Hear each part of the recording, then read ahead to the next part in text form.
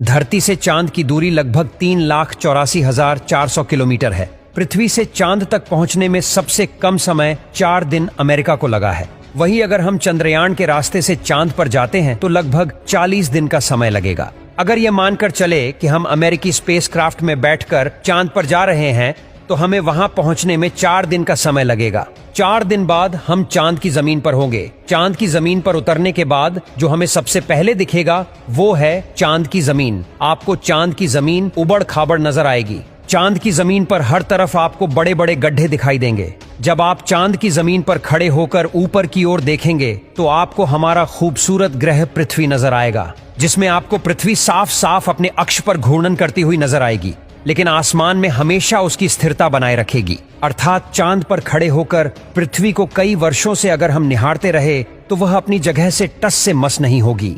चांद का गुरुत्वाकर्षण पृथ्वी के मुकाबले 6 गुना कम है, यानी चांद की जमीन पर जाने के बाद हमारा वजन 6 गुना कम हो जाएगा। यदि पृथ्वी पर आपका वजन 60 किलो है तो चांद की सरफेस पर आपका वजन केवल 10 किलो ही रह जाएगा। यानी चांद की जमीन पर उतरने के बाद आप अपने आप को काफी हल्का महसूस कर रहे होंगे। आप इधर उधर आसानी से उछल पाएंगे।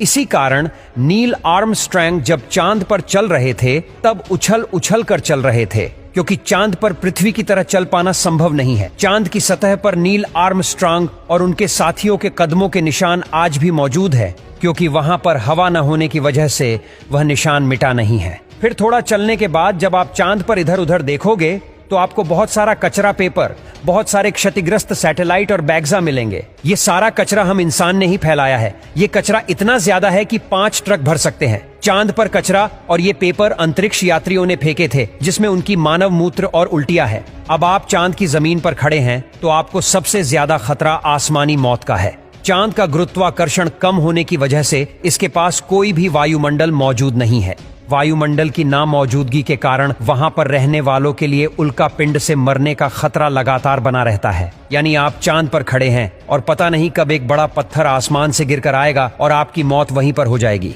यही वजह है कि पृथ्वी से देखने पर जो चांद पर काले धब्बे दिखाई देते हैं, असल में वे धब्बे नहीं, गड्ढे हैं, जहां पर सूर्य की रोशनी नहीं पहुंच पाने की वजह से वो धब्बे नजर आते हैं। सूर्य के बाद आसमान में सबसे ज्यादा चमकने वाली अगर कोई चीज है तो वो है चंद्रमा। जब हम पृथ्वी से आसमान की तरफ देखते हैं तो हमें नीला दिखाई देता है, लेकिन जब चांद से आसमान की तरफ देखेंगे तो हमें नीला नहीं बल्कि काला दिखाई देगा। यानी आप जब भी ऊपर आसमान की तरफ देखेंगे तो आपको लगेगा कि आप काले आसमान की दुनिया में आ गए हैं। अब चांद पर खड़े होकर आप बहुत बोरिंग फील कर रहे हैं और हम मजाक नहीं कर रहे।